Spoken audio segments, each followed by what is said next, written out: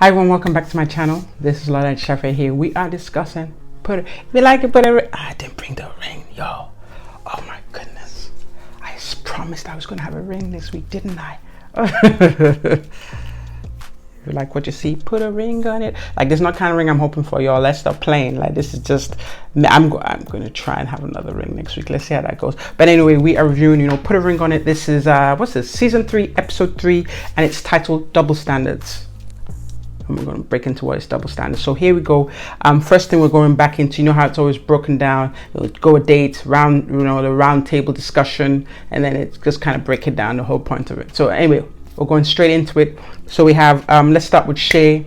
And we said Alfonso is going to be called Alfie because nobody trying to say Alfonso, because I called him Alonso the other time and had to correct myself mid-video. So we're going to call him Alfie. So Shay and Alfie are continuing their round table discussion. And so to continue, Shay's, she had really kind of cut up last week. Like I said, like, if you have to do that much, sis, maybe that's not where you need to be. Maybe this is not for you. You're beautiful. I'm sure you have a beautiful spirit too, but this is not for you, my sis. So anyway, she talks about, she's upset that he was, very excited about going on this date. Like, ooh, like, yeah, we could see that he was excited. Like, when he took out his, Rick Ross starter kit, I was like, bro, you're doing too much. But let's stay on topic. So one of the things she says, that her second problem with him is that there's a lack of trust and there's infidelity in the relationship. That's your second problem. So guys, let's do a quick recap. Her first problem is that she has no identity in the relationship. So she has no identity with his family members, particularly his mother. Mother doesn't really know who she is. There's no place, like, he hasn't really given her a place, so to say, and he took back the engagement ring. And then second thing, like, she don't trust him, and there's infidelity. And yet I ask, for the third week in a row, my good sis, why are you here? Like, I'm not all for like, oh, break up, but sis, I'm just saying, this is what I'm saying, like, y'all are not married yet, eh? You don't have a baby by him yet, huh? Been in this thing 3 years. There is infidelity. You don't trust him. He don't respect you. You don't know who his mama is. He don't want you to know who his mama is because his mama close to his baby mother. What are you trying to change here? Okay, but I don't want to spend every week doing the same thing, so I'm just going to move on. Moving on. All right, so the regular question they always ask, I believe the lady that he went out with last week, her name was Chantel. She asked, Alfie, you going on a second date? He said no, he won't go on a second date. She's not my type. I don't blame you, sir. Like, sis was not your type. She was none of our types. Like, she was doing too much. She needs to go back and meditate. Something, so Shay's looking happy. Dr. Nicole noticed that. Say, you looking kind of happy about this. That, what's up, my G? And she say, like, it's these dates are hard for her because it's hard for her to see someone else looking at her man. And no part of my mind say, like, sis, like, is he your man though? Like, he look like he for the streets. But I'm not saying that. I'm just saying that's what I was thinking. I was just thinking that, like, maybe he for the streets. But we're going to keep this moving because I don't want to keep dwelling on that. I don't want to put that in the atmosphere for her. But I'm just thinking that. And I don't know if you all are thinking that. If you're thinking that with me, like, Rick Ross, I won't be mean about Alfie. I'm not going to say nothing mean about Alfie, but like, he look like, like I said last week, his starter kit. But like, if you think like this guy's not for the, if you think he's for the streets, let me know. If you don't think he's not for the streets, let me know. But I all know that we all feel the same way. Like, we seen the same thing. Because sometimes you may not see things when you're in it. You can't see clearly. It's so much easier to see somebody else's issues. It's so much easier as humans, period. And so as humans, we seen this clear as day. We might not see it in our own lives, but we can see it in hers. This guy look like he for the streets. I say look like because I don't know for sure, but that's just me talking. All right, so then as they discuss, okay, we're gonna go through each couple, but for this couple, they're not going on any dates. They're gonna have a well-deserved couple session with Dr. Nicole. Here goes. So Shay starts off with like, yo, I am secure about him, different things, that this, that, like, we'll go into it. And then Alfie in his confessional says that she feels insecure because of what he does. Ladies and gentlemen, I'm not psychic. I don't know this guy. Never met him before, never saw him before other than this show. I'm watching it in the order that you're watching it too. Turns out Our boy Alfie is one of the managers or works with Rick Ross. So he got his Rick Ross starter kit directly from the source. There was no middleman. He got it straight from the king. I promise you I didn't know anything about it, but just look, what if it talks like a duck and walks like a duck and quacks like a duck, it's a duck. That's what it looked like to me. So he looks at Rick Ross as a mentor, and so just almost trying to morph into another Rick Ross is what I'm seeing. So sis, unless Rick Ross gets married, he's not going to change. That's the scene anyway. That's what they do. That's the scene. So Shay goes on to say that she don't want to be with someone who entertains other women. Sis, I have a very simple solution for that. It's very simple. Very simple solution. Leave. Did they use your head to do man? Let me do my Dr. Nicole. Let's keep this going. But as they're talking about the cracks, Alfie's not accepting responsibility. Like he always like a hemming and hawing, talking about because when she talks about this is so what she's saying is that he's surrounded by women are always trying to contact him online. That apparently whether it was an ex or whether it was an ex jump off, an ex side piece, ex girlfriend, ex whatever ex she was, she's thrown up a picture of him and said that was the love of her life. Ladies, please don't do that. Like he don't want you. Why you want him? Return the energy he's giving you. Clearly, if he's living with someone, then he can't be the love of your life. So whoever this sister is, the misguided sister is, posting about this guy, you made a mistake. But I digress. So anyway, she's talking about he did that and did this, he did this, has all this. And then Dr. Nicole brings up something very key, is that it's clear that this guy, you don't have an issue with the girls, but with him.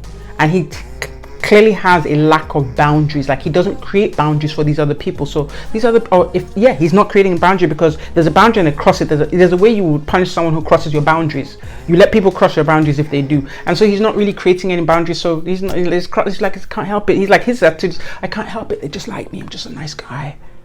But I'm like, no, you're not. You're not a nice guy. You're a mean guy because you have Shay there looking crazy, feeling crazy, and you look like you're enjoying it because you're enjoying the attention. So no, you're not a nice guy. If that's what you think, you're not a nice guy. This misguided woman chasing you out, they're misguided. Not because you're a nice guy, they're just misguided. So don't get high on your own supply. Like no. I mentioned something that caught my eye. Talk about he's a nice guy that Shay shouldn't be insecure about it. That why should she be mad about if there's a one night stand in some random city.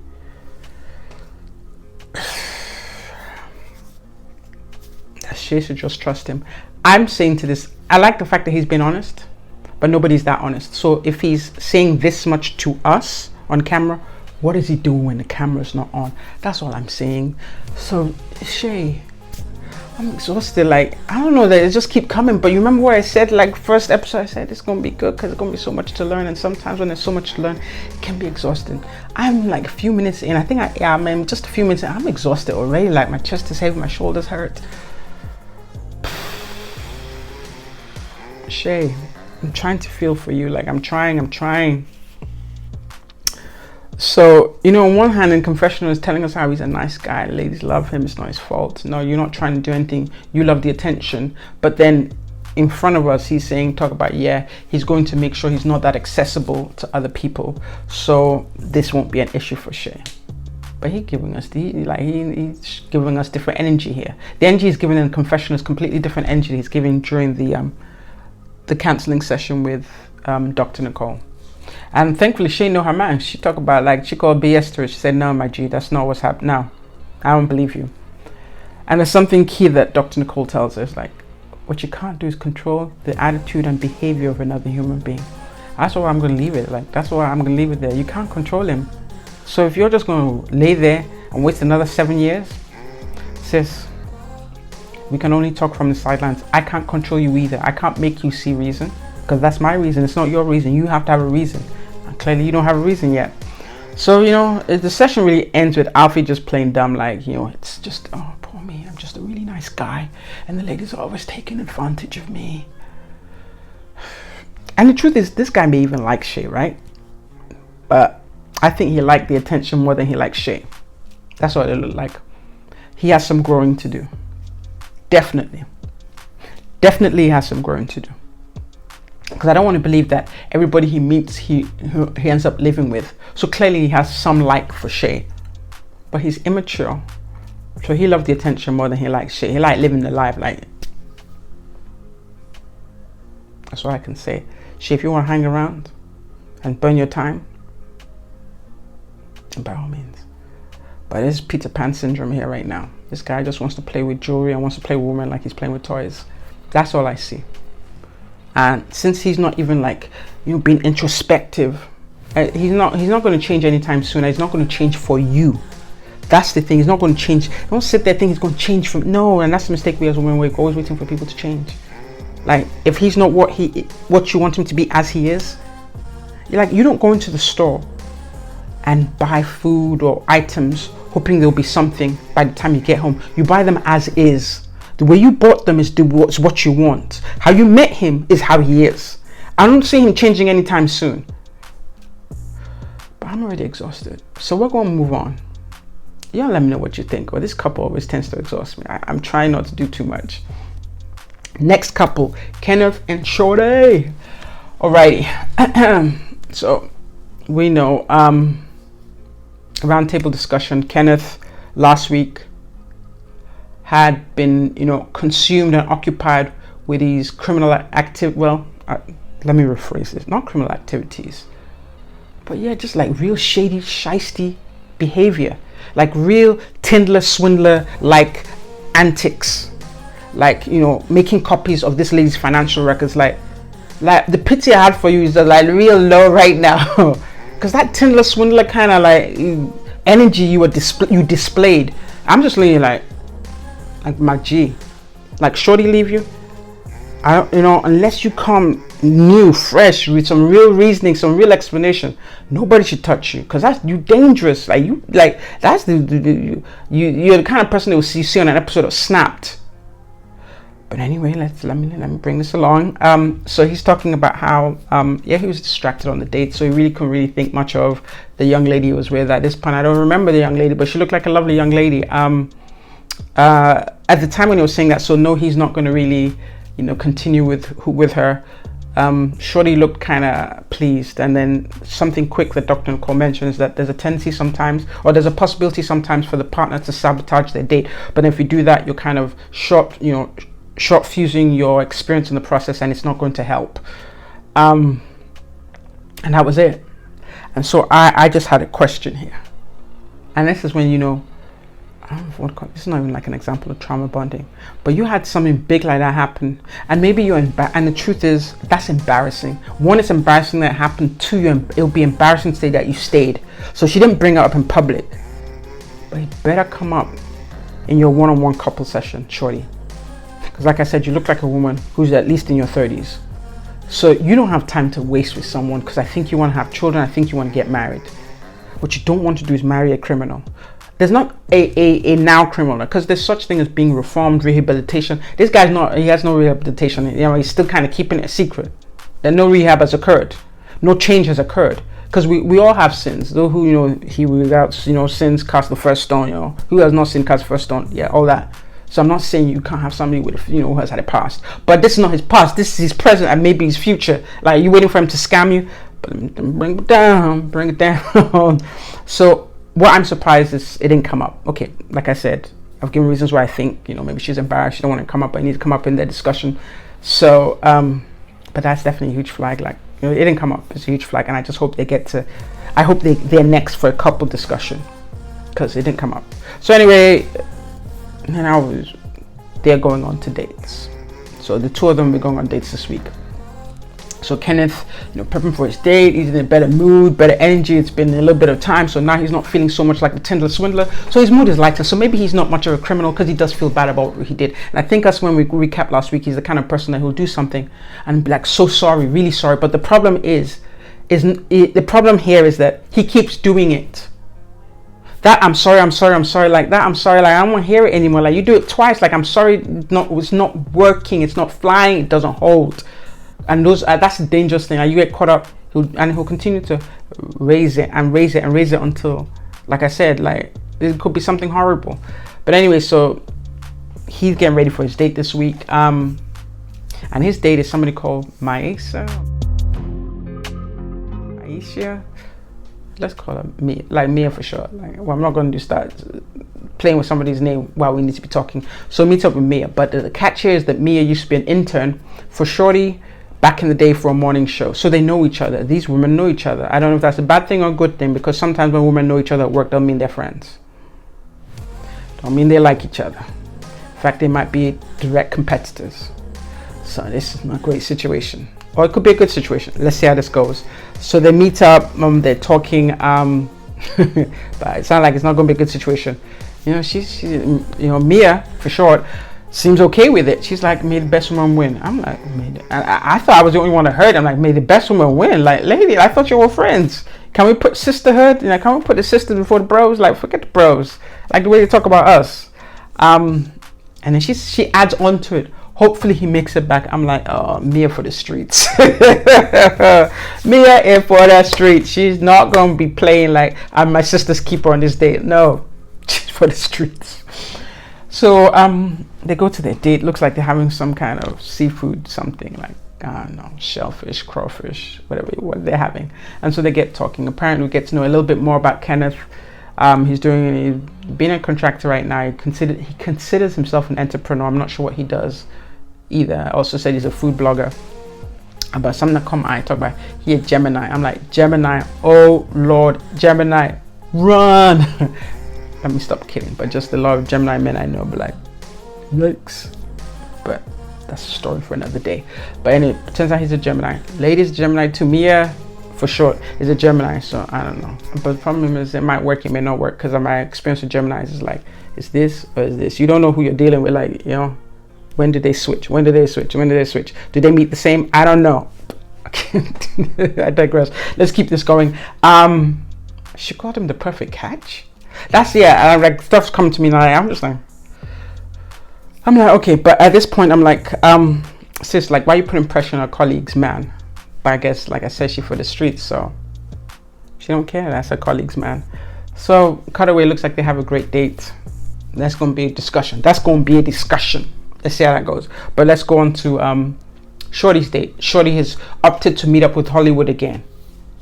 Hollywood, like, we know Hollywood like this. You know, we know Hollywood's easier on the eyes, well built, but he looked like he's added another ring to his, or rung on the ladder to his game. Like, he took a good game now. Like before, he used to get really like kind of, you know. But now he seems, or maybe because it's not his relationship on display, he seems real cool, calm, and collected. Like, if I didn't know Hollywood, I would be like confused and swept away. So let's begin. So he asks her, so why did you pick me for a second date? And she says, well, because you're easy on the eyes and you're real nice. It's nice to be with you. It's easy to be with you. So he's feeling good, you know. So then he asks her a really good question that, and I'm just paraphrasing at this point, isn't 3 years too long a time to be unsure? Like, before I jump into what their conversation, please you all remind me, because it's 2 seasons ago, but remind me, well, he and Ashley, and I'm thinking out, if I remember correctly, that was his lady's name in the first season.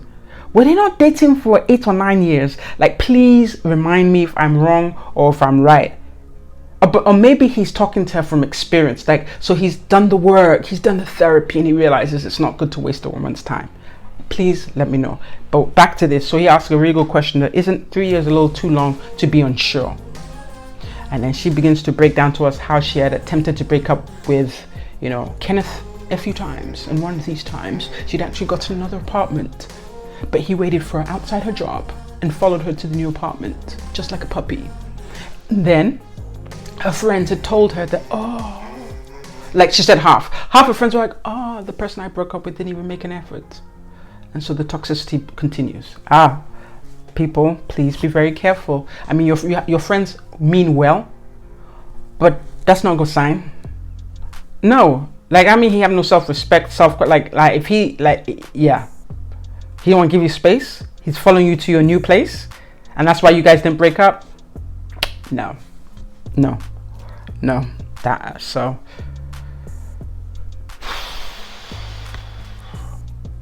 even, I love the way Hollywood, he's like, Hollywood, like, that sounds like a problem. Then he goes into the analogy about dogs. He's talking about, you know, how he broke it down, like, you know, that men are dogs and you treat them like dogs, you train them like dogs. So when you have a puppy, you know, the puppy pees in the house, you spank the puppy and push the puppy's nose to the urine. I didn't know that. I haven't had a puppy yet, but I'm learning already. I may not have to pay a dog trainer. Push the puppy's face to the urine and the puppy won't do it again. But, you know, if the puppy refuses to learn, and the puppy won't do it again because they won't get hit again or punished again. But if the puppy refuses to learn, then like you're going to dump the puppy, you're going to get the puppy retrained. But he made it sound like you get rid of, so he's talking about guys. So if the guy refuses to learn, let's switch the analogy back to real. Like if the guy refuses to learn, then why are you still there? Why haven't you got rid of him? Because that means he's not going to change. And I think that's the example we gave when we talked about, which is Hollywood doesn't know how on point he is, or maybe he does know how on point he is, because we've said that, you know, Kenneth has a tendency to do these things, really awful things. I don't know, I won't say awful, but really things that really would offend or hurt her feelings, and then come back with it in magnanimous apology, and she's blown away by the apology. Oh well, he apologized. No, the point isn't that he apologized. The point that he keeps doing these things, and each time he's stepping it up. Like you getting back to normal, like everything is smooth after he pulled that Tinder Swindler antic on you, like that's grounds just like, let's just take a breather. But you didn't take a breather, you swung back in. So there's a toxic dynamic between the two of them, because he also gets the, yeah, and that's why he allows the emasculation to occur as well, because he feels bad for the way he be. Like it's crazy. Like I pray they get the help and the help they need, because the two of them need help. Like he not innocent, she not innocent. And so they're like they're together, like just, but maybe this is for them. This show is for them. Us breaking them down is for them, so they can figure it out. Or maybe it's just a show, or maybe it's scripted. I don't know. Like this is, it's a little bit scary. But let me continue. So yeah, Hollywood is really into it. So food comes. Hollywood, he'd hold her hand and let's say a blessing. I'm like, Hollywood, come on. Too good to be true. Sometimes it's too good to be true, or maybe not. Forgive me my being a skeptic here. And then they finish the prayer, like, I don't know, like, Hollywood, you're doing too much. He turned, as soon as they finish, he like, do you love God? No, he didn't say do you love God, he said, do you love God? Because I'm in usher at church. I'm like, stop it. I don't know, like, Hollywood, like, you talk about you are usher at church. I'm sorry, usher at church. Even pastors are demons, and I don't mean it like that. Forgive me, but what I mean is like just usher at church does not give you monopoly over Christ. Don't mean that you you died, went to heaven, and came back. It doesn't mean that. It just means you're an usher at church. And what's in the church represents what's on the outside. I'm not discounting church, but I'm saying that you're using that as a qualification. Now, it's a beautiful question. Do you love God? That's a really good, direct question. But sometimes it's not even, it's how a person answers, because they're not going to say no the way you ask that question. She's not going to say no, and she's a woman. Most women really do have a relationship. Okay, let me rephrase it. Most black women have a relationship with God. And I'm not necessarily saying you have to be a Christian. You could practice something, but you have a relation. Most black women have a relationship of some sort with God. So that's not an unusual question. Then she she asked some questions. Yeah, he said he's ready to marry. He wants to marry. Like I said, if I remember correctly, like he was dating somebody for 8-9 years before. And I don't know, although he did propose at the end of the show, but that wasn't enough to save the relationship, which is why he's here now.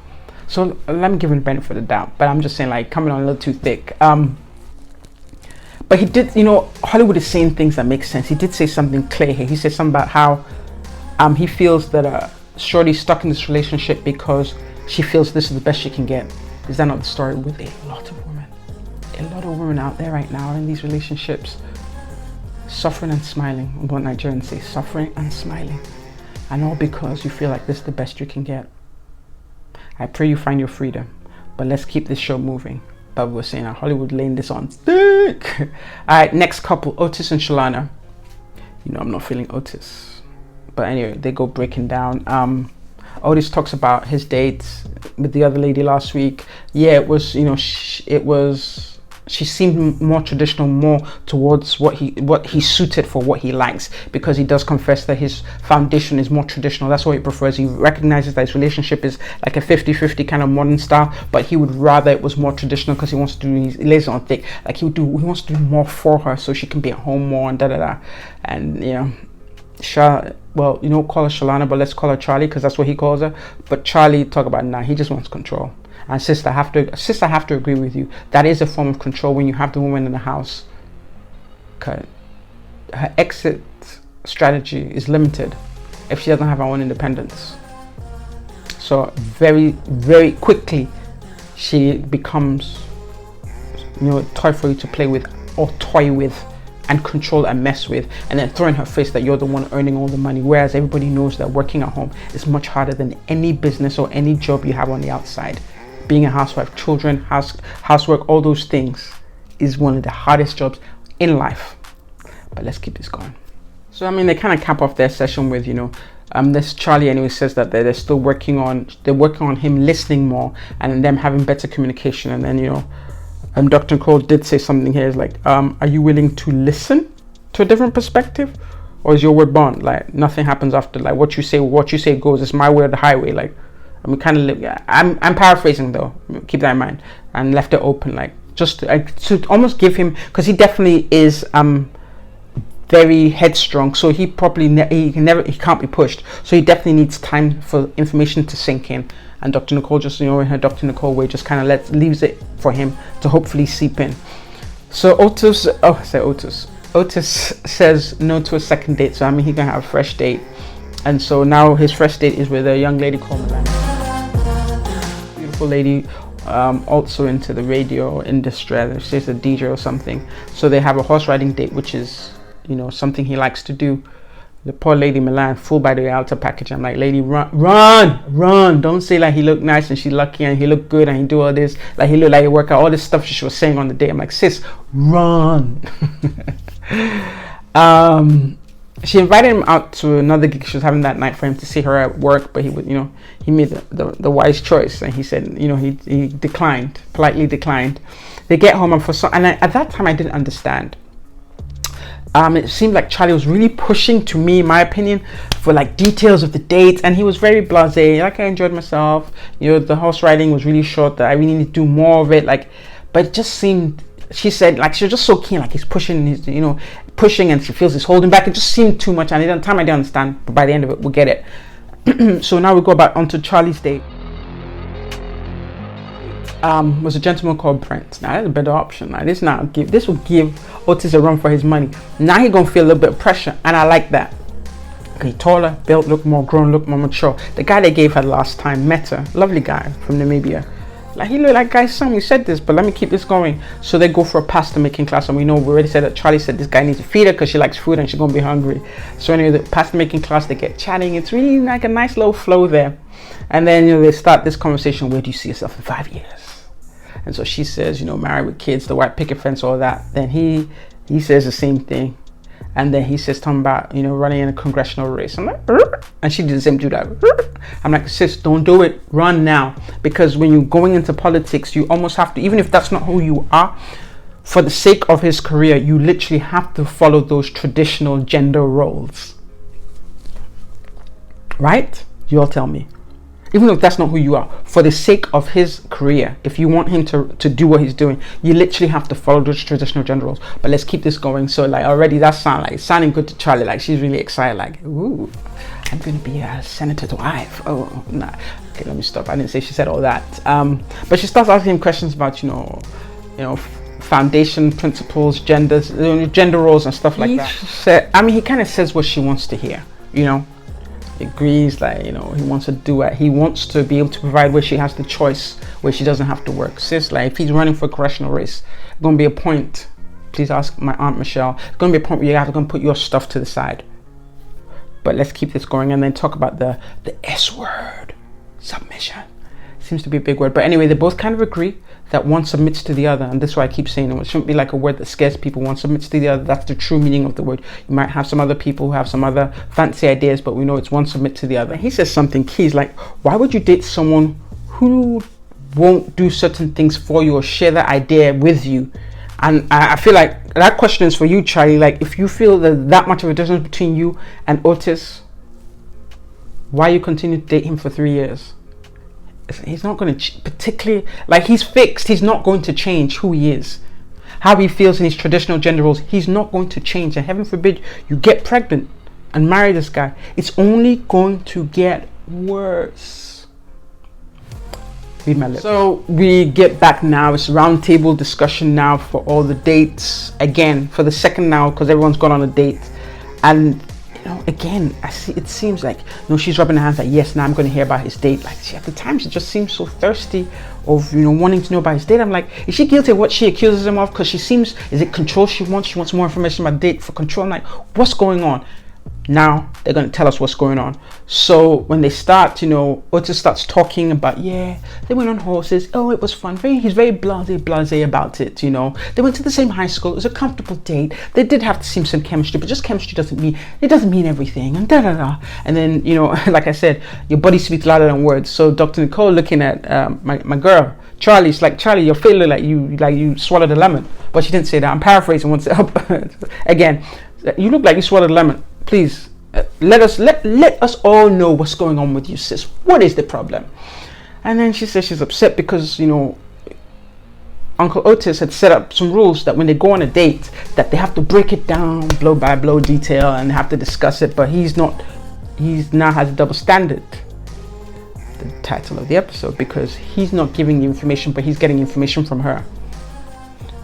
And then so she feels that she was scolded. Ooh, scolded? Wait, hold up. Anyway, scolded for her not disclosing what happened on her date. And so they break down, why do you feel scolded and you feel like you're treated like a child? And then so he says something. He says that even when I don't scold her, she feels like that. So it's not true.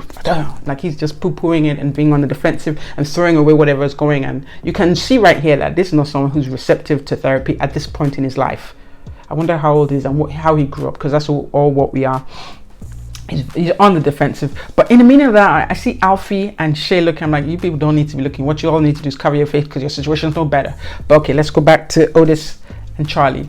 So, they try and break down to him her experience of him as her being treated like a child. But he's not taking it, people. And then so Dr. Nicole's conclusion really is that, look, if you're not receiving what she's telling you or validating her feelings, because it really looks like he's trying to invalidate her. If you're not validating her feelings, there's going to be an undercurrent of contempt right there. And it's going to grow and it's going to grow and it's going to grow and eventually destroy your relationship. I'm thinking like almost in terms of like when you have a root canal. But don't ask me why. My mind is going there because you have an abscess and it's like you can't just suck it out. Like you have to have a root canal. I'm not a dentist, but clearly I've been through the experience. But anyway, so it's like it's going to overgrow and it's going to completely consume and erode your relationship, and you don't want that. That's why you're with me. And cut. Like there's more to go. Like I've said it. This is the third episode. Like these people have problems. And I say that not in a judging way, but almost in a way that then there's so much to learn. Like I'm invested in this. Hopefully you're all invested too, because it's not for us to like look at them and like, oh, look at them, ha ha ha. It's for us to look at them and like, when did I do something like that or something similar to that? And how can I change this either now, as I'm changing it now, or make sure I'm ready when the next time I'm in a relationship that I worked on myself. So this is just to almost like use these examples as a wake-up call, not to look at them, oh, it's them, because we're all linked by something. We can all find something toxic that we do right now that we're seeing in these different couples, because like this is the worst it's ever been. But this should be a learning experience for us, not for us to point fingers. Guys, we reached the end of the episode, and man, I really appreciate y'all.